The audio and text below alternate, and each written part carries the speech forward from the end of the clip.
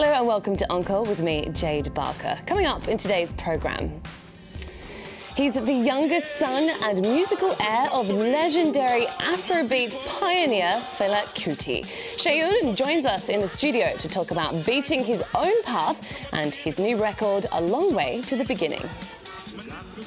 Bridging cultural differences through art, musicians from across the African continent come together for a special concert here in Paris to raise funds for the Central African Republic after months of sectarian violence. And what do you get when you cross the Chinese Bjork with a French singer simply known as M?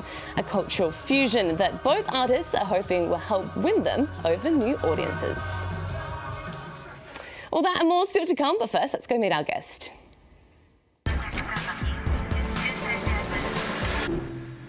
And I'm delighted to welcome to the show today Seun Kuti. Hello to you. Thanks so much for coming in to speak to us. Thanks for having me. You're here in Paris as part of the festival Banlieue Bleue. You're a singer and a saxophonist, and you've just released a new album, as I just said, with your band Egypt 80. It's called A Long Way to the Beginning. Yeah.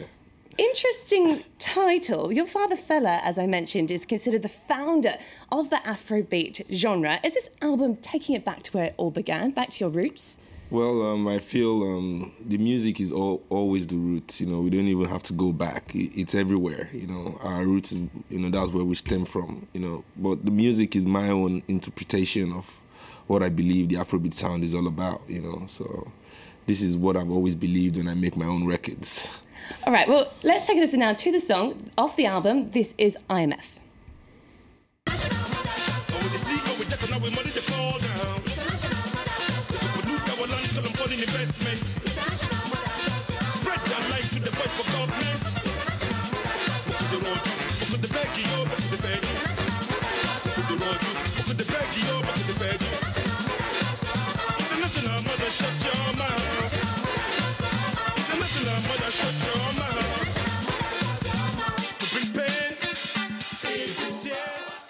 I love it. You're bopping along to your own song then. You really can't help doing that, can you? Pretty provocative lyrics, though, and it's quite, well, a thinly veiled criticism of the International Monetary Fund. You're using the zombie metaphor there, as we just saw. What is it that you're trying to say in this song? Well, it's not only about the IMF. I feel the song, the title, as it is a representation of all multinational corporations in Africa, not just the policies of the IMF or the World Bank that are detrimental to the majority of us, because the so-called investments that they say will help Africa to grow are so far only benefited probably 2 or 3% of the continent. You know, and what we as the general population and citizens of Africa see is the pollution, the destruction and the corruption of our system. You know, I don't believe that the environmental degradation that we've experienced, you know, is kind of equal to the investment that they say we have received from the so-called. You're very vocal in speaking out for what you believe in. Do you think that music, I mean, Afrobeat in itself as a musical genre is quite political. Do you think that you use your music as a way to express social criticism or highlight things that you think are wrong in society? Well, I think music and arts in general should be a mirror image of society, you know, so whatever the majority is experiencing is what our art should represent, you know. If you look back at the Renaissance time in Europe and the development of the European society, you know, into a more equal society, you know, it was led by artists and poets and authors who thought it was important to educate the people to know what's going on, and the same is necessary here in Africa today. Your father was one of those people who also used his art to speak out about what he thought was wrong. You actually started playing music from a very young age, and then your father passed away when you were just 14 and you took over his band, Egypt 80. Did you feel any pressure or that you had some, you know, rather big shoes to fill? Well, it wasn't really a takeover, you know, but I, as you said, I was playing with the band since I was 8, you know. And we just kept playing because we all believed in Fela's message, and I believe that the Egypt 80 is an African musical institution that shouldn't die because Fela is no longer with us. It should exist and train other band leaders, as Tony Allen has come from the band, Likani Mashawan, so Delicious Simi, Femi Kuti, so many great artists, Seun Kuti, you know. So yeah, I feel you've got a large musical family, that's for sure. You know, so I believe the band should continue to to be alive and kicking, you know. So for me, it wasn't a takeover. We just believed that Fela's band should still be there, and we, you know, the band said, let's keep playing, and we're here today. Right, and you're a saxophonist, as I said, like your father. Was it him that influenced you to take up this instrument in particular? Definitely. He used to have a habit of lining up his saxophones in the living room when I was a kid. I was about 5, you know, very curious. So I used to go and try and make it sound. That was the goal. You know, you blow, you know. And then when you get a little sound, you're happy. Then he caught me and said, stop playing with me, with my sax, it's not a toy. And he got me one, you know. So I've always had one, you know, and that was the beginning of the relationship with the saxophone. Right, and what do you think overall is the importance of Afrobeat music for Africa?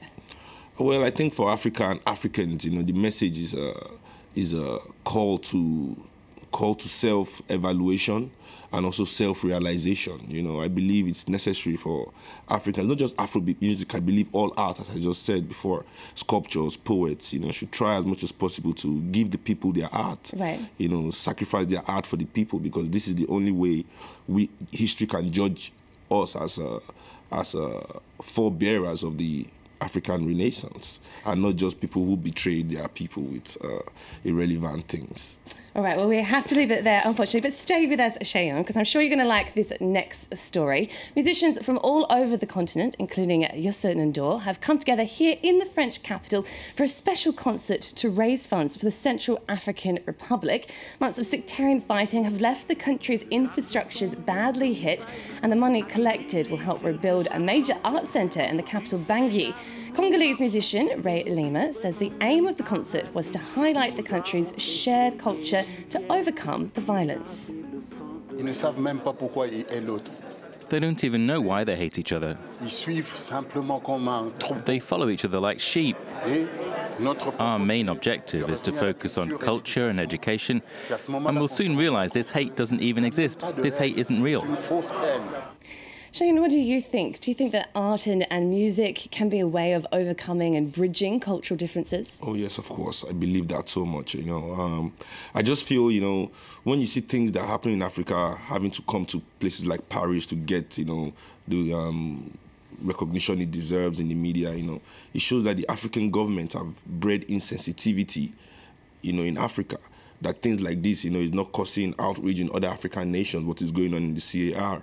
You know, I believe the African government as well should be more vocal and more upfront in helping other African nations.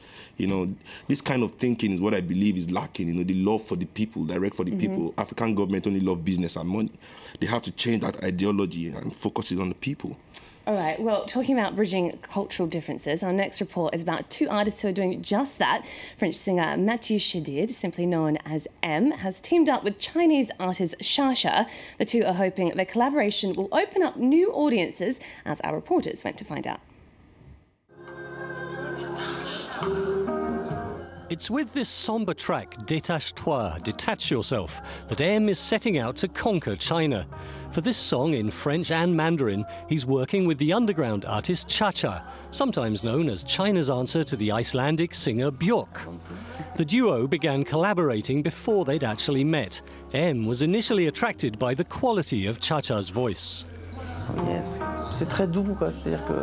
It's so gentle, just as I imagined China to be. It fits in with my dreams about China. Elegance, softness. All the things I find in Taoism, I find in her too. She's really balanced. In April, Cha-Cha will go on her first tour of Europe, including to France, a nation she first discovered through its music. When I was really into hip-hop music, I actually first listened to hip-hop was French hip-hop. That's kind of bring me the first picture of what France is like. It's the meeting of two cultures through music, and for M, a new audience to win over. It's really electrifying, a rock energy, so much enthusiasm. You could feel the curiosity of the Chinese people, the desire to discover, to understand.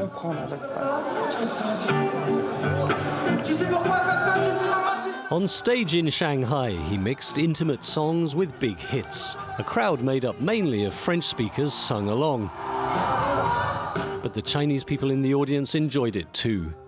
I think that a few Chinese people would like M's style, because it's completely different from Chinese music. After sellout shows in Shanghai and other parts of China, M is heading for Beijing and Singapore as he seeks to please his ever-growing army of Asian fans.